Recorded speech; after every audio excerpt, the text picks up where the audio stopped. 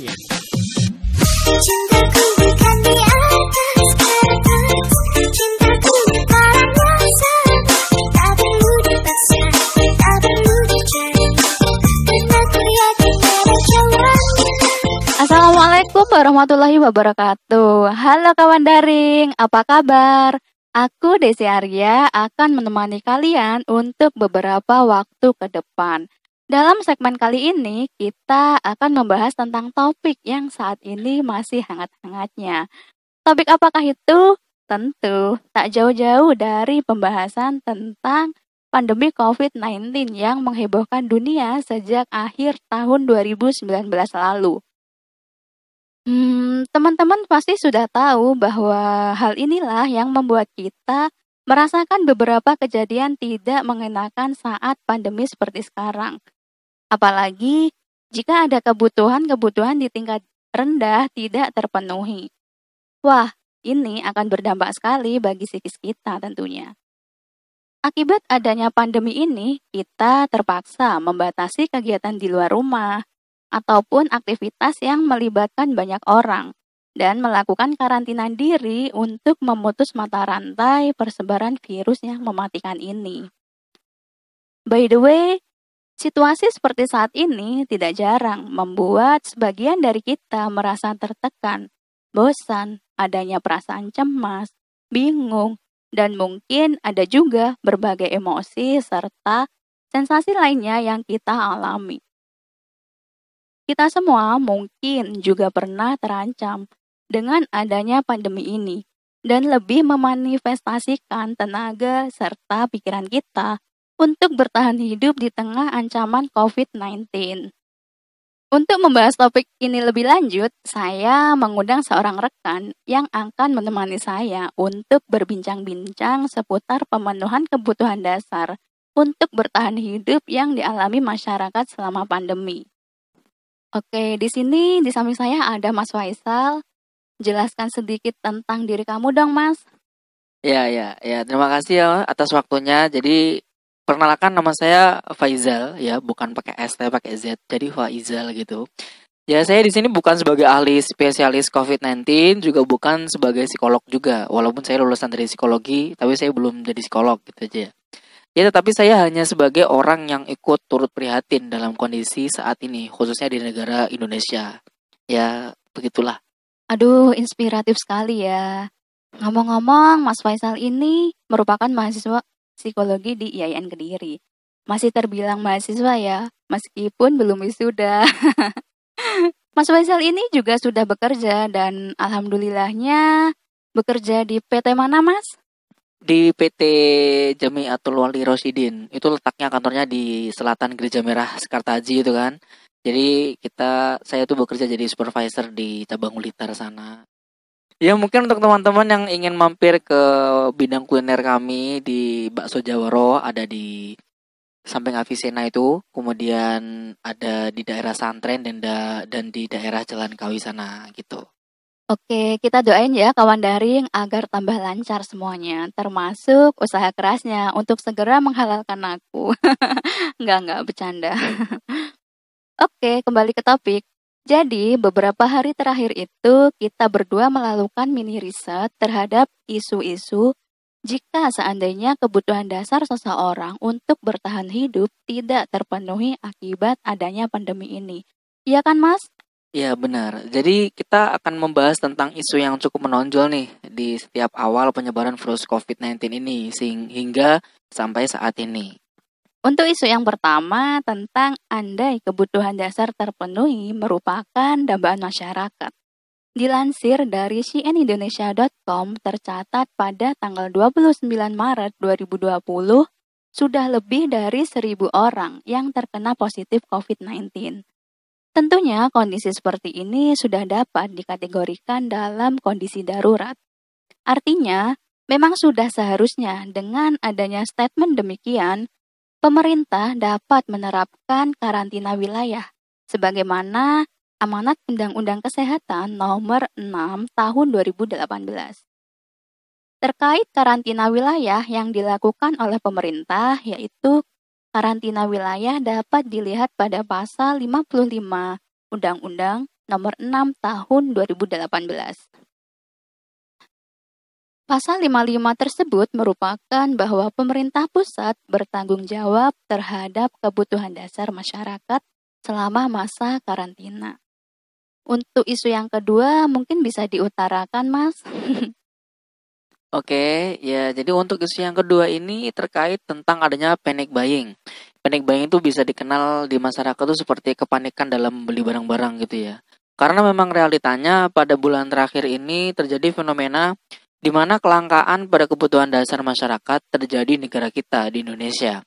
Dilansir dari CNBC Indonesia, anggota Dewan Penasihat Himpunan Penyewa Pusat Perbelanjaan Indonesia atau biasa disingkat dengan HIPINDO, Tutum Rahanta mengatakan 3 periode panic buying itu pertama pada tanggal 2 Maret 2020 saat kali pertama Presiden Jokowi mengumumkan 2 kasus positif corona di Indonesia.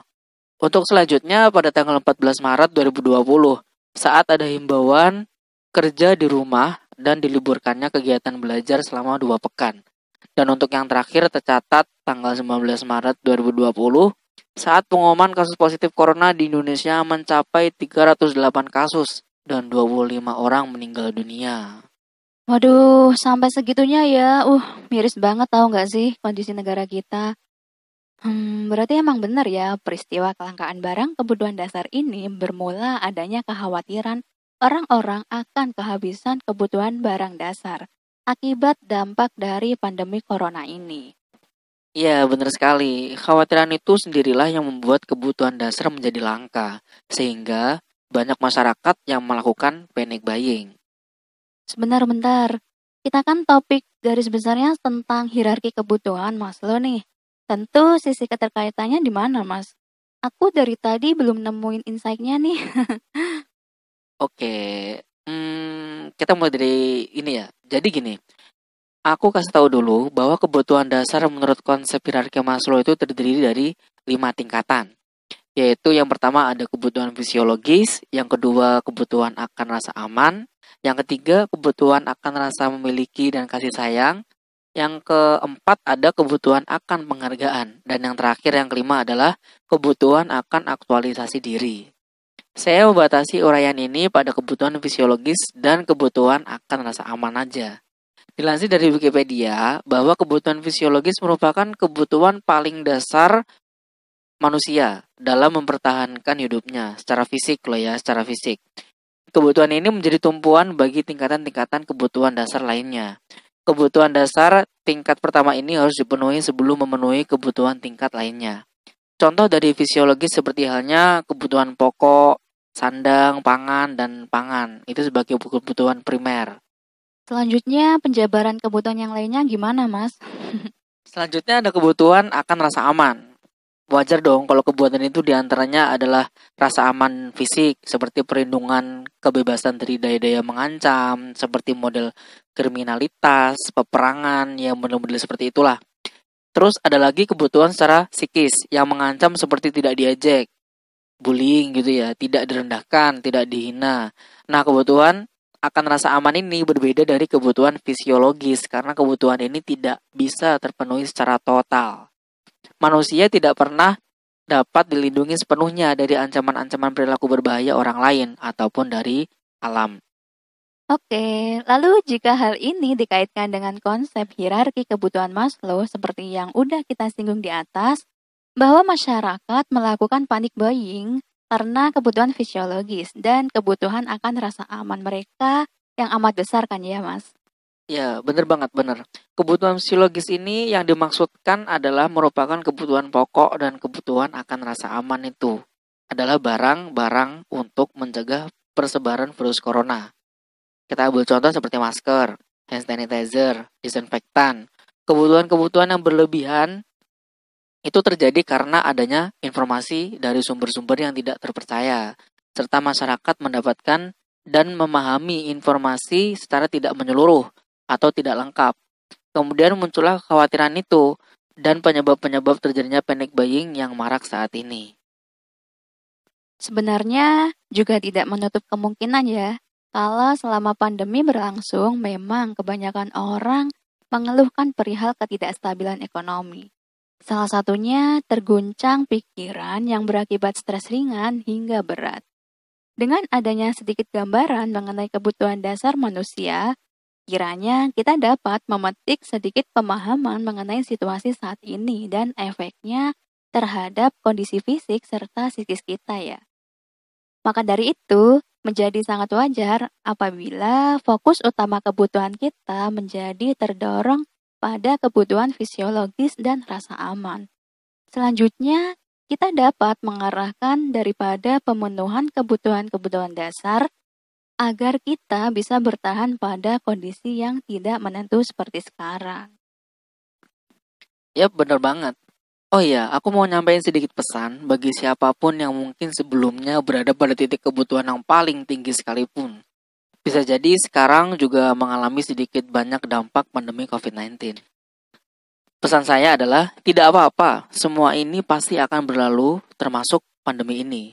Tidak apa-apa ketika kita yang dulunya sudah berada di titik kebutuhan tertinggi, berdasarkan hierarki kebutuhan Maslow, kini harus berada di titik terendah sekalipun. Karena semua orang di dunia memang sedang berjuang bersama untuk bertahan hidup, kondisi tidak menentu seperti sekarang ini. Mari bersama-sama saling menyemangati dan mendukung orang-orang terdekat kita, yang sama-sama berjuang memenuhi kebutuhannya, yang lebih utama, yang perlu dipenuhi.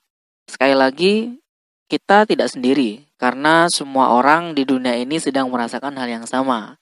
We are all in this together. Bukan berarti begitu, Dek. Benar sekali deh, mantap pokoknya masukan pesan yang kamu sampaikan, Mas.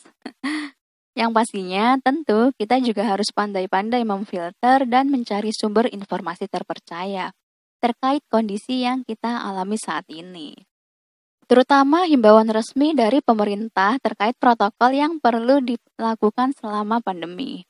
Dan tetap penuhilah kebutuhan fisiologis kita dengan baik, sehingga kita bisa tetap menjaga kesehatan dan lakukan apa yang bisa kita lakukan untuk mengurangi stres atau cemas.